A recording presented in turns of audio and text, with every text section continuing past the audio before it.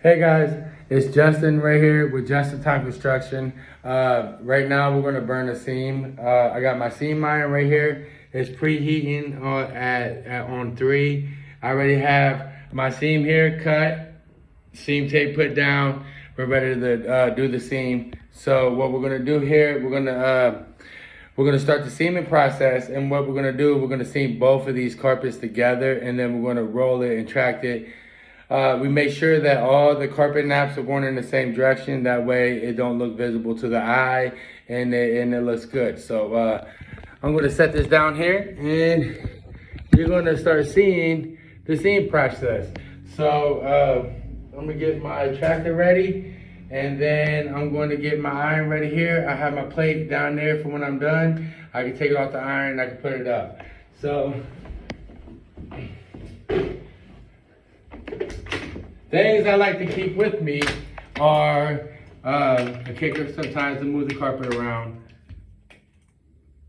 a roller, seam iron roller, and then some shears to cut the little naps as we go. So I'm gonna get started.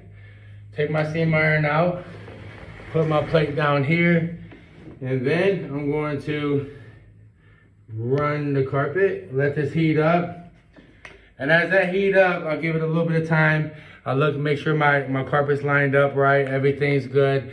On the seam tape, whenever you do it, you wanna make sure that these 2 blue lines here, one carpet on this end and one carpet on this end, and then they line up, and that's where you want to meet your carpet whenever you do this and you seam this together.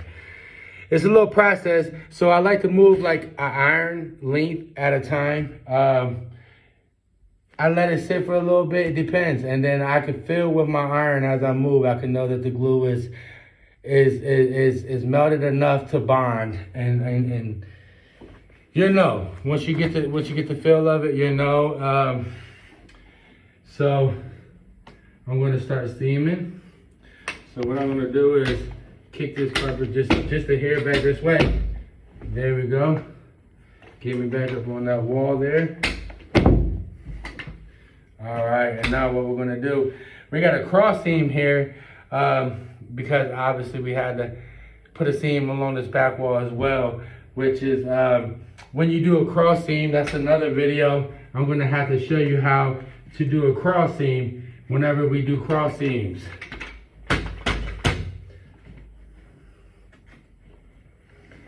So basically in the cross seam, you don't want when you do a cross seam, you don't want your tape to go all the way to the end. You want your tape to stop about the width of the tape. Like, I'm gonna do a little demo here for you as I'm doing this. So basically, whenever we do a cross seam,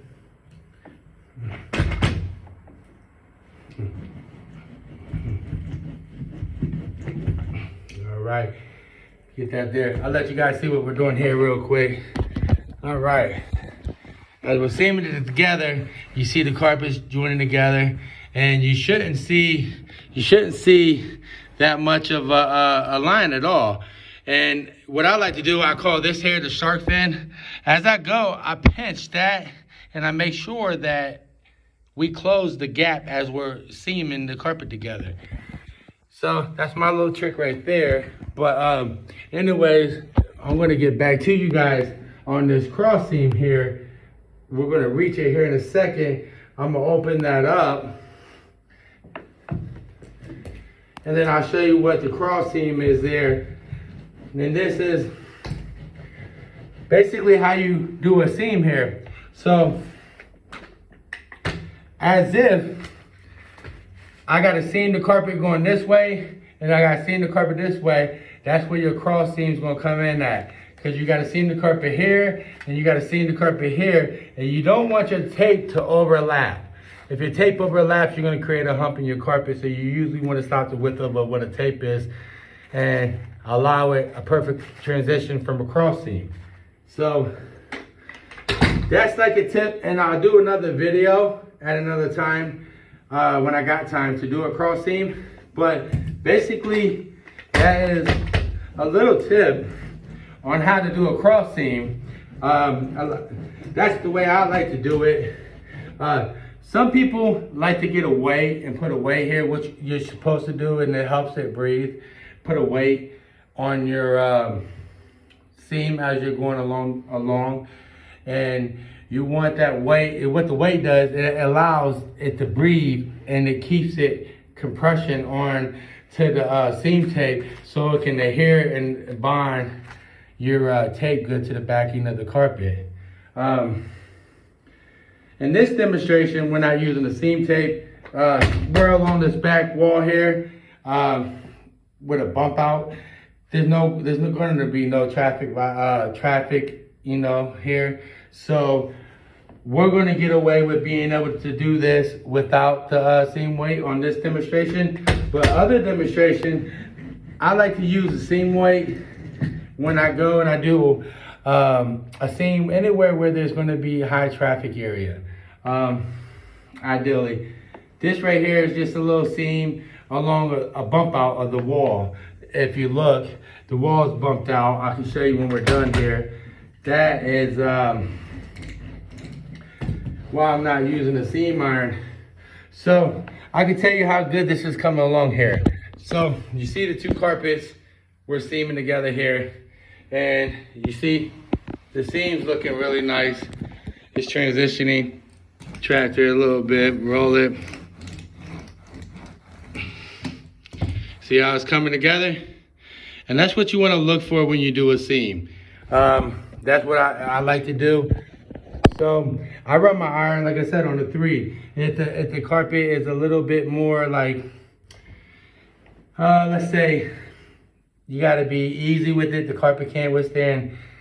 Let's say if the carpet can't withstand heat, I like to keep it down a little bit more, a little less, and I just let my iron stay on it a little bit longer so it can melt the adhesive. But this area I'm at right now, I'm going to show you real quick, is where I'm at my cross seam at. So my cross seam is right here. So if you see, I got one there, one here. That's my cross seam, and this is where I'm going to seam that up, and that's what I was telling you about with the tape, that how you want to do your tape when you come to a cross seam. And I'll show you what it looks like when we're done with the cross seam here, which it's not going to look bad, and if you do it right. Now, if you do it wrong, your cross seam will have a big hump there, and it won't look good. So very important on that cross seam to make sure you do that cross seam right when you do your taping and everything on your cross seam. So this cross seam right here is going to go there, go there. There we go. You get the little nap shears, let that sit for a while, and then we'll come back and we'll be delicate with that. That's a delicate area. Okay. And then keep running your seam. Tractor this way for the cross seam, and then tractor this way for the cross seam. And try to be very, very easy as you do that. So that way you don't get no problems there.